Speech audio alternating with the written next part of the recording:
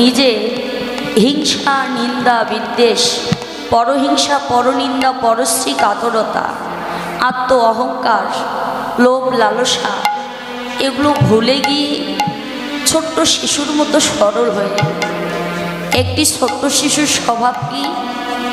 একটি ছোট্ট শিশুর স্বভাব হলো কাঁদা। শিশুর যদি মায়ের কথা মনে পড়ে যায়, মা মা বলে চিৎকার করে কাঁদে। মা যেখানে থাক, যেভাবে থাক, যে অবস্থায় থাক, একবার যদি সন্তানের কান্নার ধ্বনি মায়ের কর্ণে পৌঁছে যায়, মা পাগলিনী উন্মাদিনীর মতো ছুটে আসেন সন্তানের নিকটে। সন্তানের নিকটে এসে ধুলায় গড়াগড়ি দেওয়া সন্তানটিকে কোলে নিয়ে মা আদর করে, ভালোবাসে। তো শিশু কাঁদলে যেমন মা দূরে কোথাও থাকতে পারে না, মা সন্তানের নিকটে ছুটে আসে, তদরূপ কেউ যদি নিজের আত্ম অহংকার, হিংসা নিন্দা বিদ্বেষ সব কিছু ভুলে গিয়ে ছোট্ট শিশুর মতো সরল হয়ে অবুঝ হয়ে দুটি নয়ন গঙ্গা জল প্লাবিত করে গৌর চরণে কেঁদে কেঁদে বলে, প্রাণে গৌর হে, আমি তোমার হলাম গৌর।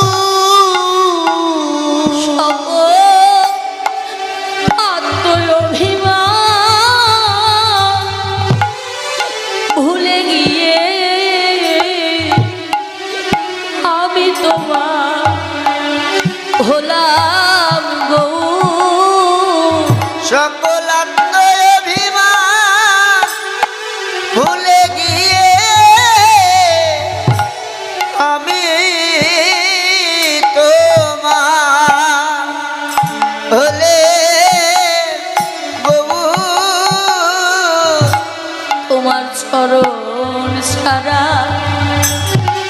করোনা করোনা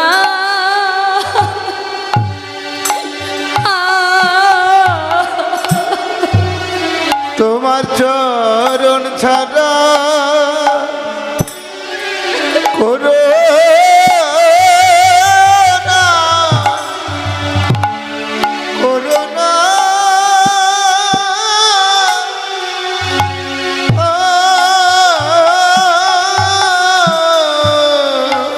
চরণ ছাড়া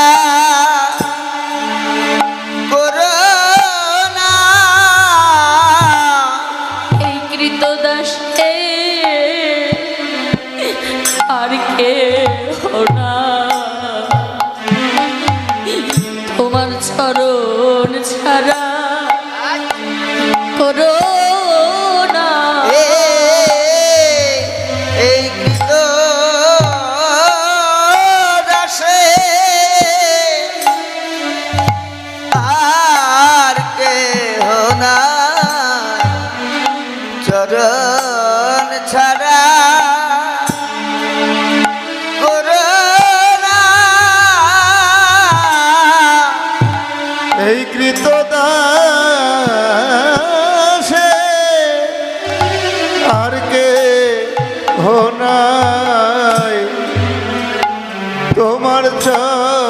চরণ ছাড়া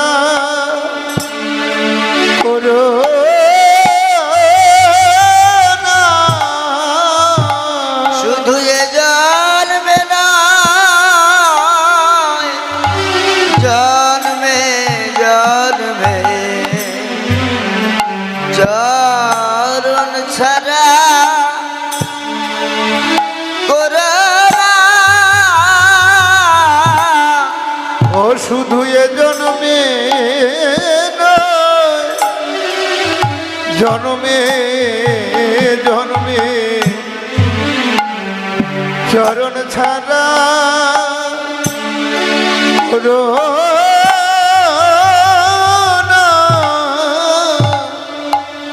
শুধু এ জন্মে নয়, জন্মে জন্মে তোমার ওই চরণে আশ্রয় নিও। ওরে জন্মে নয়, জন্মে জন্মে ওই চরণে আশ্রয় নিলাম, এ জন্মে না জন্মে জন্মে ওই চরণে আশ্রয় নিলাম। চরণ ছাড়া করো না।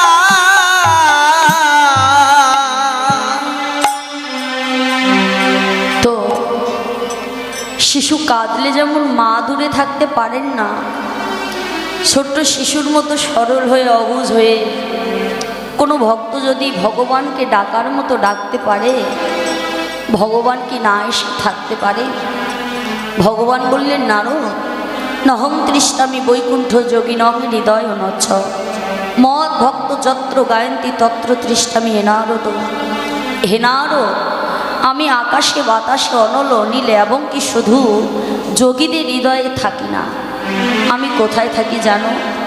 যে জায়গায় আমার ভক্ত বাবা মায়েরা একত্রিত হয়ে দুটি নয়ন গঙ্গা জল প্লাবিত করে আমাকে ডাকার মতো ডাকে, আমি ভগবান হয়ে পৃথিবীর যে প্রান্তেই থাকি না কেন, শ্রীমতী রাধারানীকে বামে লয়ে আমি ভক্তি হৃদয় মাঝে গিয়ে বিরাজ করি।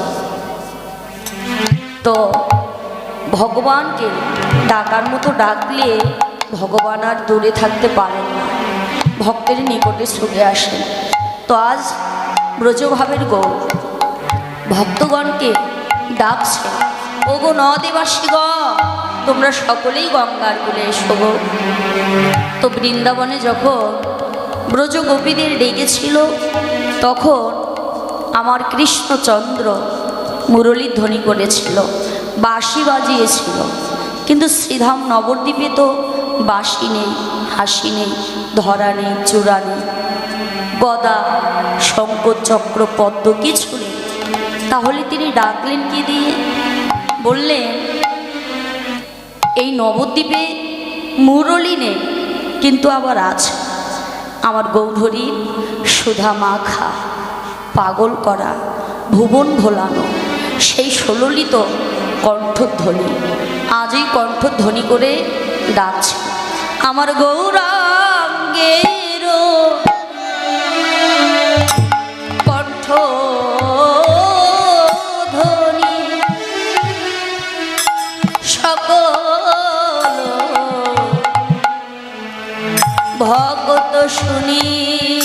আমার গৌরাঙ্গের কণ্ঠ ধ্বনি সকল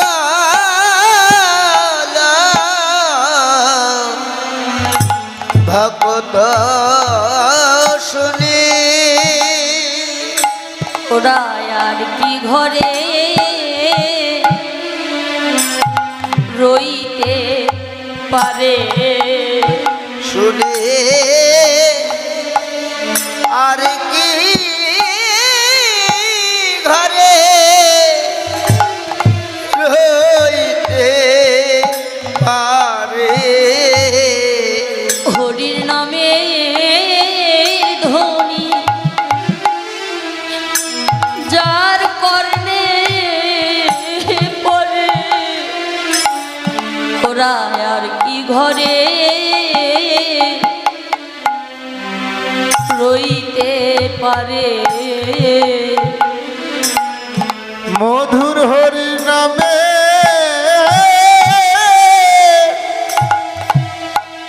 ধনী যা,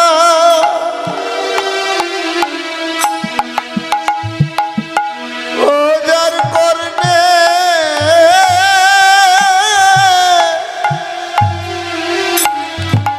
কর্ণে পরে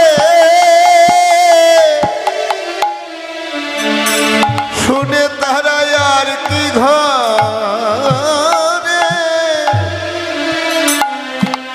রইতে পারে। আর ধায় সবে ধনী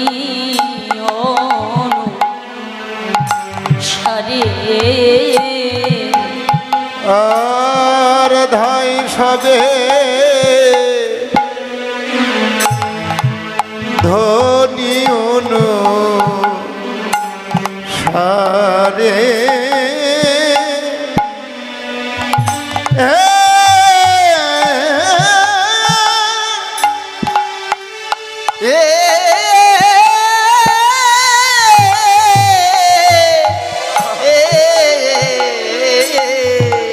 ওরা ধেয়ে ধেয়ে চলিল রে। ওরা ধেয়ে ধেয়ে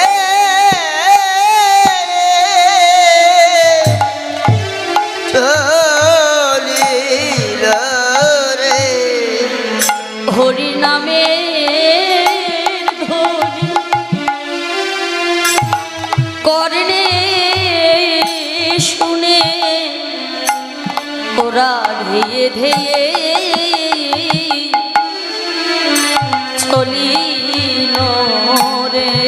হরি নামে ধ্বনি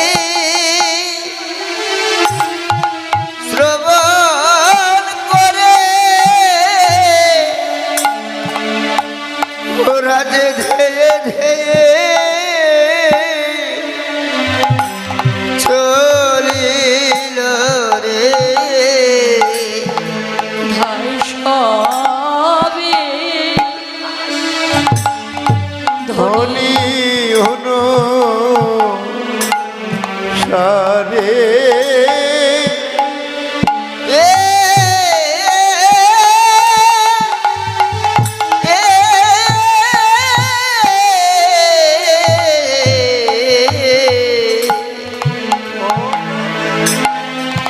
যখন আমার গৌরহরি তার এই সুধামাখা মধুমাখা পাগল করা ভুবন ভোলানো সুললিত কণ্ঠধ্বনি করে ডাকলে এই ধ্বনি যাদের কর্ণে পৌঁছে গেল তারাই আর ঘরে কেউ থাকতে পারলেন না। যেমন আপনারা হরিনামের ধ্বনি কর্ণে শ্রবণ করা মাত্র এই জায়গায় ছুটে এসেছেন, আর ঘরে যেতে মন চাইল না। এই জায়গায় অনেক ভক্ত ছিল, যে যার ঘরে চলে গেছে, কিন্তু আপনারা পড়ে আছেন কিছু পাবেন বলে না। এ জায়গায় কোনো পাওয়া চাওয়া পাওয়া নেই, কিন্তু এ জায়গায় পাই আর না পাই, এ জায়গায় এই বস্তুগুলো পাওয়া যায়। সে বস্তু কি? ভক্তের চরণ ধুলো, ভক্তবদন দর্শন, ভক্তকে আলিঙ্গন করা, এগুলো পাওয়া যায়। এ জায়গায় কোনো স্বার্থ নেই। তো আপনারা যেমন হরিনামের ধ্বনি কর্ণে শ্রবণ করে এই জায়গায় ছুটে এসেছেন, ঠিক আপনাদের মতো ওই হরিনামের ধ্বনি কর্ণে শ্রবণ করে সমস্ত নদেবাসীগণ গৌরাঙ্গ নিকটে এসে দাঁড়িয়েছে। গৌরগত হল মন সকলে করিল গমন। গৌরগত হল মন সকলে করে গমন। গৌরগত হল মন সকলে করিল গমন। গৌরগত হল মন সকলে করে দেখি বারে ওরা দেখিয়া না পায় দেখিবারে আর দেখিয়া না পায় দেখি বারে ওরা দেখিয়া না পাই দেখি বারে ওরা নয়ন জলে ভেসে যায় ওরা নয়ন জলে ভেসে যায় রে নয়ন জলে ভেসে যায় নয়ন জলে ভেসে যায় রে আমার গৌর বদন অদর্শনে নয়ন জলে ভেসে যায় আমার গৌর বদন দর্শনে নয়ন জলে ভেসে যায় রে গৌর বদন দর্শনে নয়ন জলে ভেসে যায় গৌরবদন দর্শনে নয়ন জলে ভেসে যায় রে ওরা দেখিয়া না পায় দেখিবারে দেখিয়া না পাই দেখি বারে হরি নামের ধ্বনি কর্ণে শ্রবণ করে গৌরগত হলো মন সকলে করিল গমন দেখিয়া না পায় দেখিবারে যেই না দেহ মন প্রাণ জীবন যৌবন সব কিছু গৌরগত হয়ে গেল আর তারা ঘরে থাকতে পারলেন না কি করলেন ঘর থেকে বাহিরে আসলেন এসে গঙ্গার কূলে দাঁড়িয়েছে তো গঙ্গার কূলে দাঁড়িয়েছে কিন্তু যে মানুষটির চরণ পাবে বলে এসেছে যে মানুষটিকে ভালোবাসে বলে এসেছে এসে দেখলেন সেই ভালোবাসার প্রিয় মানুষটি কোথায় যেন হারিয়ে গেল ব্রজে যেমন ব্রজেন্দ্র নন্দন কৃষ্ণ মুরলীর ধ্বনি করে সমস্ত গোপীগণকে ঘর থেকে বাহির করে এনেছিল গোপীগণকে একত্রিত করে তাদের মাঝ থেকে আবার অন্তর্ধান হয়ে গেছে আজও ব্রজভাবের গৌর ভক্তগণকে হরিনামের ধ্বনি করে ডেকে নিয়ে আসলেন এবার তিনি ভক্তদের কাছ থেকে কোথায় যেন হারিয়ে গেল তো গৌরহরি যখন আর তাদের নিকটে নেই তো দেখুন মা এতক্ষণ তারা ভাবছিল যে আমরা আমাদের ভালোবাসার মানুষটিকে সঙ্গে পাব কিন্তু যখন গঙ্গার কূলে এসে দাঁড়িয়েছে দেখলেন ভালোবাসার প্রিয় মানুষটি নেই তাই তারা একজন আর একজনকে বক্ষে জড়িয়ে ধরে বড় ব্যাকুলা হয়ে কাঁদছে ও হে ভক্তজন আমরা যার লাগি ওই ঘর ছেড়ে গঙ্গার কূলে আসলাম মোদের সেই গৌরাঙ্গ কই রে মোদের গৌরাঙ্গ কই রে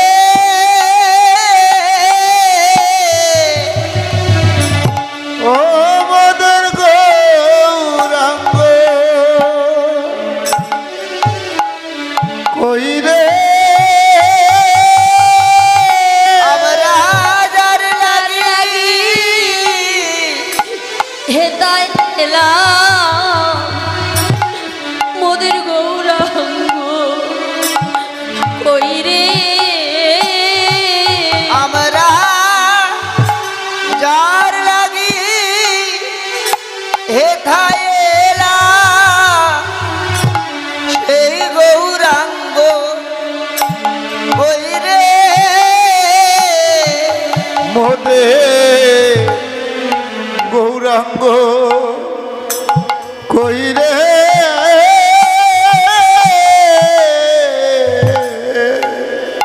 মোদের গৌরাঙ্গ কই রে আমরা যার লাগি হেতায় এলাম সেই গৌরাঙ্গ কই রে ও যার লাগি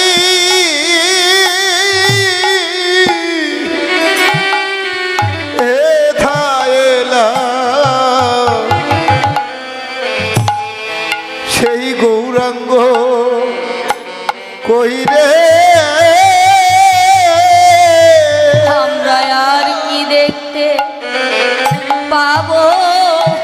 লাগছে বাবা। না রে, ওরে আমরা আর কি দেখতে পাবো না হে ও আমরা আর কি দেখতে পাবো না রে। ওই হরি বলা রসের বদন খালি আমরা আর কি দেখতে পাবো না হে। হরিবালা রসের বদন খানি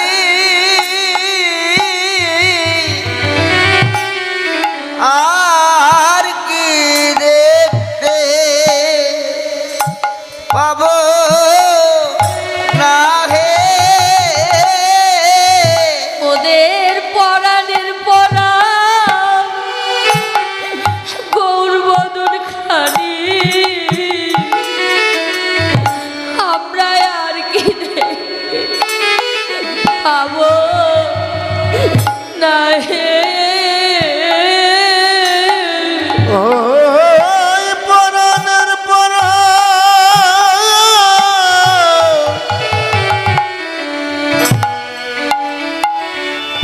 বদন খানি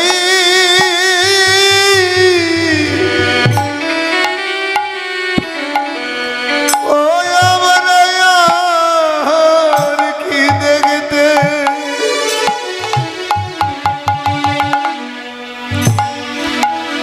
পাবো না রে। নহিদার পথে কিয়া আসবে আসবে না গো ও নদের পথে গিয়া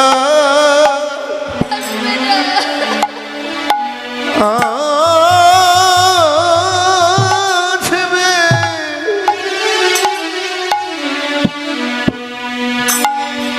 আসবে না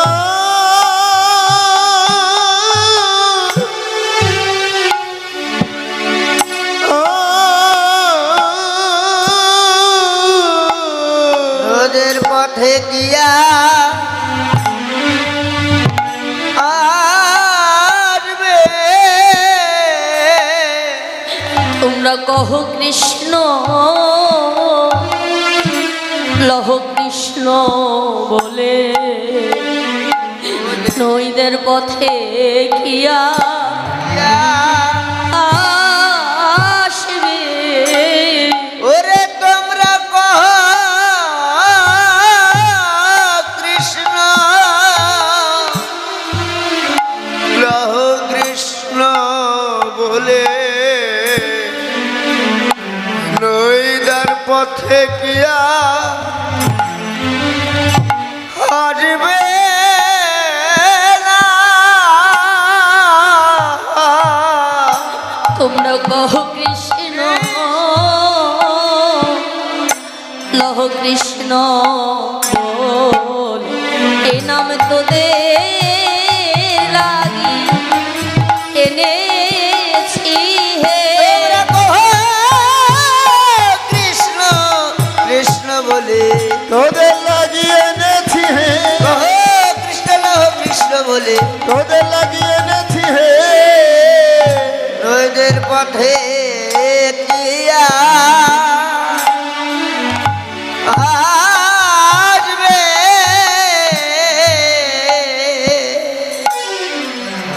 আমাদের পরাণের পরাণ গৌর হরি, আমাদের সর্বস্ব ধন গৌর সুন্দর, সেই গৌর হরি আবার কি নয়দা এসে বলবে এ নাম আমি তোমাদের জন্য এনেছি, তোমরা একবার বদন ভরে নাম করো, আমাদের নিকটে কি আবার আসবে?